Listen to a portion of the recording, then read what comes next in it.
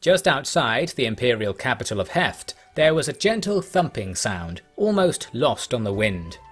Before anyone could make anything of it, Nuke and company were suddenly assailed by a man clad head to toe in black wraps. "Tell me who you killed," the figure demanded. "Hey, who the... man, get out of here," Nuke said, jumping back as the figure tried to kick him. "Just as I thought. You're a noble. Who did you take that garb from? Who must I avenge?" "Black market. I don't know where it came from." "You're a ninja too?" "Too?" "Yeah, I'm a ninja." The man spat at Nuke's feet. "Monster! Enough words!"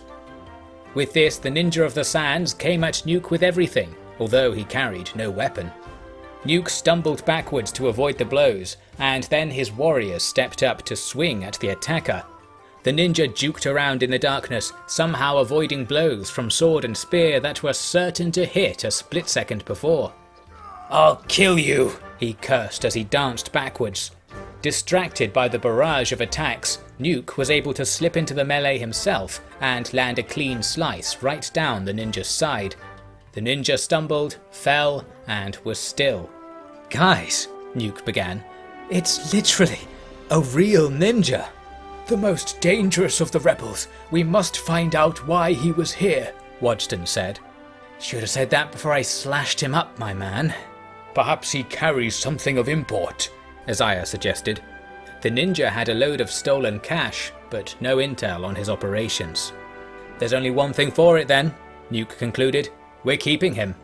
"My prince," Wadston said, not daring to ask for a full logical breakdown. "We'll make him talk at home, and then we'll have a ninja. You know, like a guard ninja." "Prince Tashino, do you know what ninjas do to people like you?" Izumi asked. "I'll put him on a lead or something, I'm not stupid," Nuke reassured them. Nobody was especially assured, but with a snap of his fingers, Nuke had Els haul the ninja on towards Heft. Back home, the crew made friends with the neighbours with some 4 AM hammering of the scrap they'd dragged from the Iron Valleys, eventually creating a makeshift iron cage to keep their new pet in.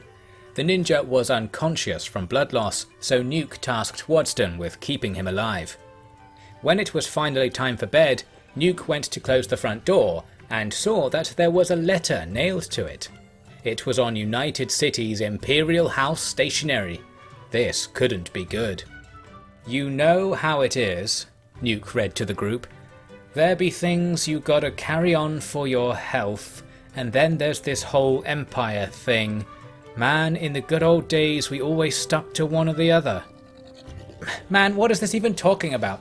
"So it's from my dad, guys, can assure you of that." "Does it ever actually say anything?" "No. No. Oh, fuck, it goes down the back. That's why I need you to step up and serve the Empire like the warrior princes of old Nippon and shit." "My prince, is the Emperor trusting you with commanding troops from the Empire?" Wadston asked, eyes agleam. "Are we to slay the skeleton wizard?" Isaiah asked also. "Are we going to get paid?" Izumi added. "Guys, what are you talking about? It's my fucking dad. He wants me to find him a new dealer, because the guys in the tower sold out. And I know it's true, because they sold out to the fucking TCM Plus guild."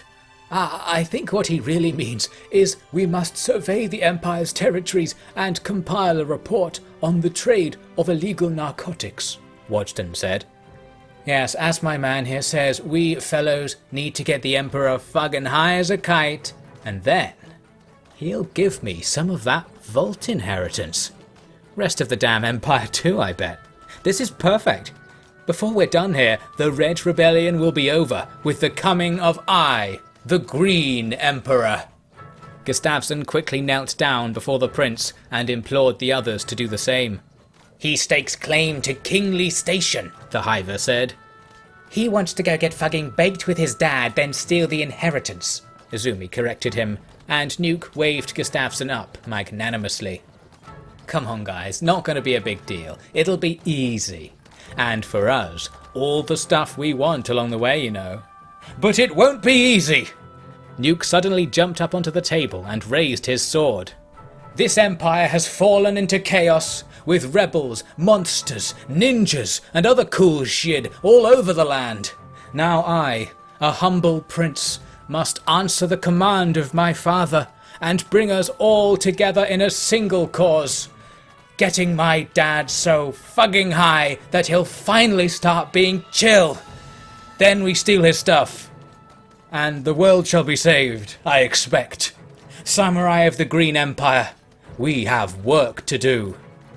With the spectre of a few more letters being added to the complete company acronym, the guild now prepared to go inspect the provinces of the United Cities Empire.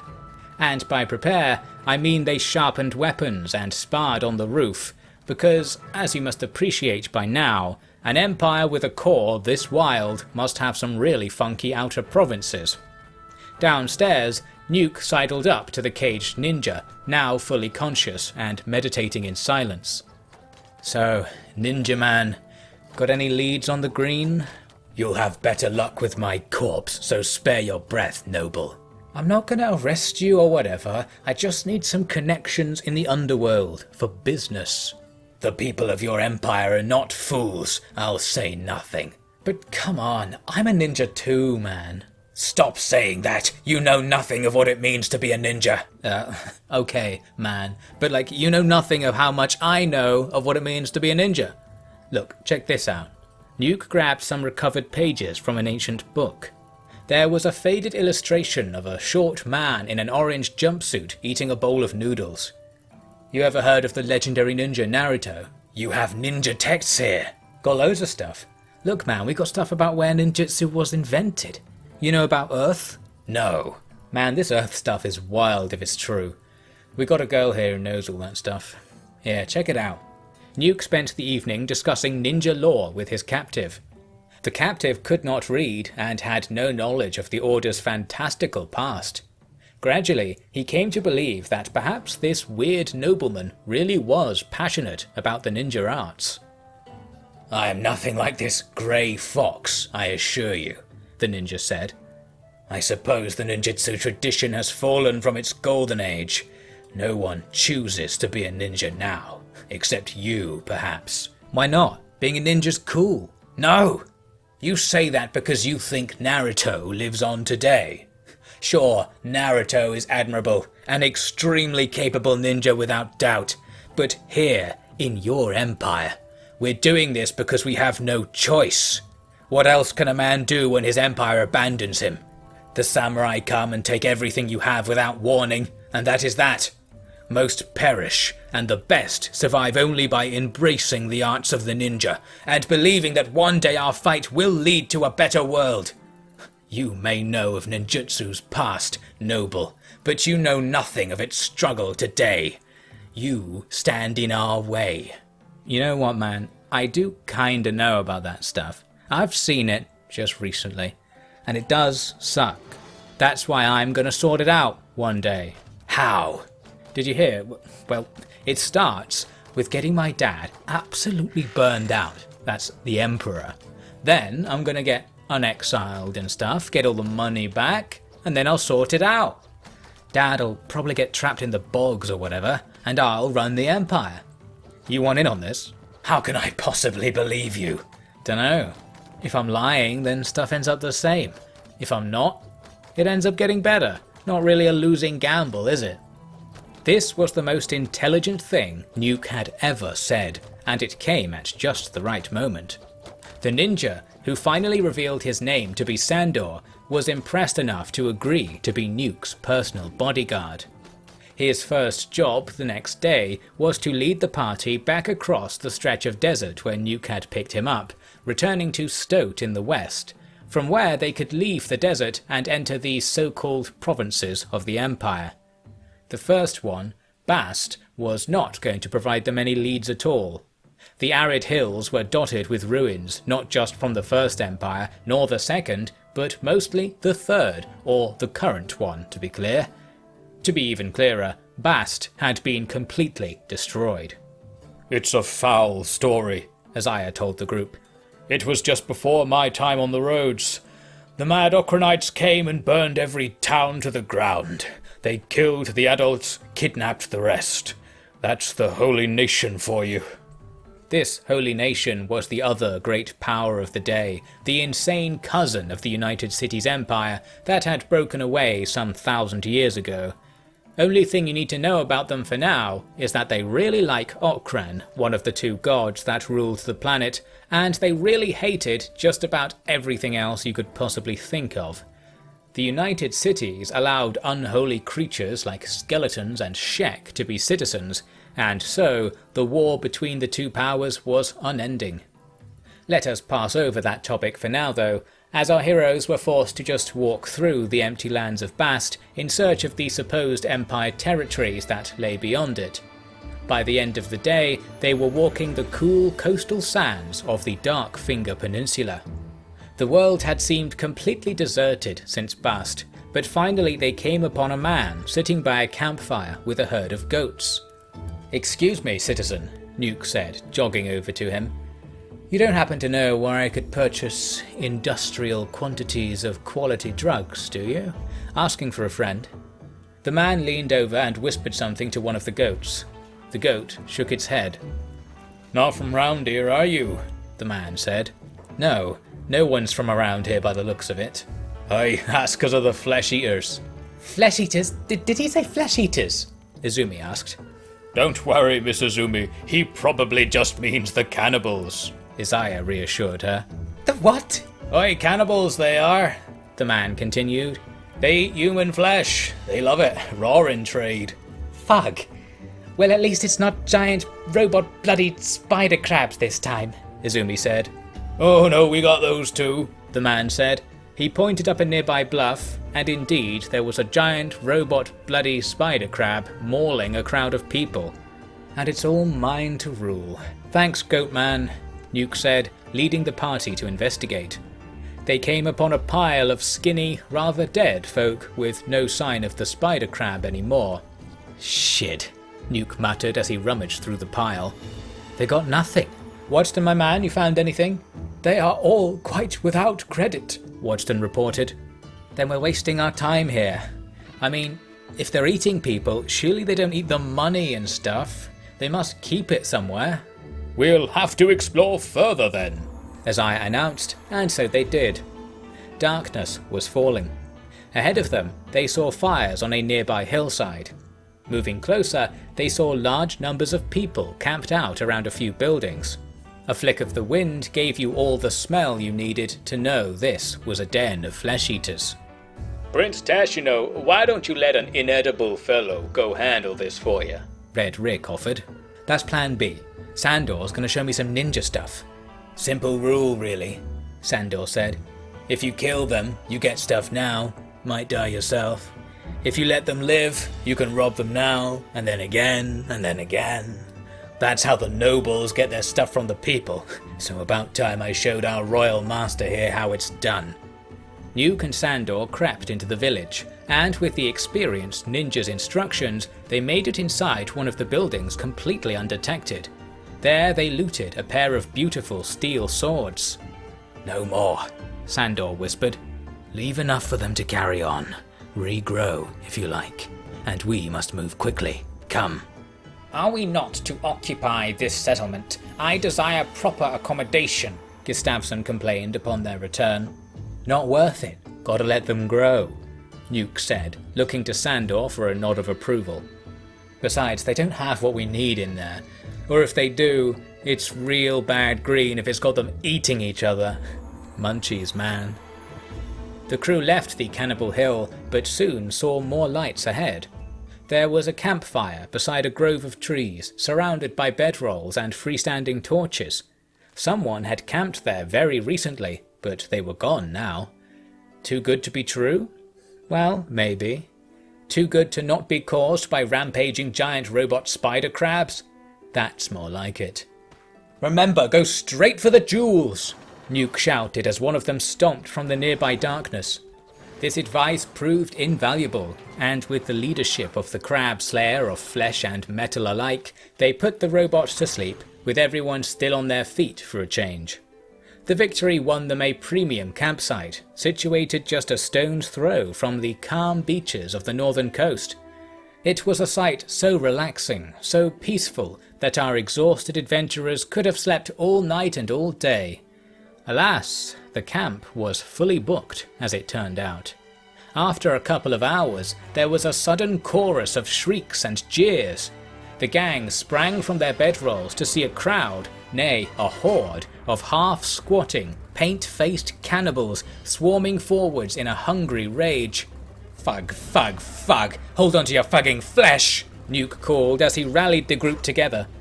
The wave of cannibals crashed on them before anything could be done. They numbered perhaps 40, and clambered over each other to swing iron rods at their prey.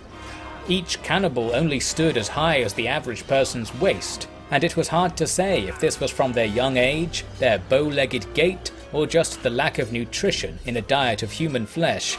Perhaps it was all three. There was little time for a detailed analysis, as you might imagine. "Isaiah, go full check on them!" Nuke called out.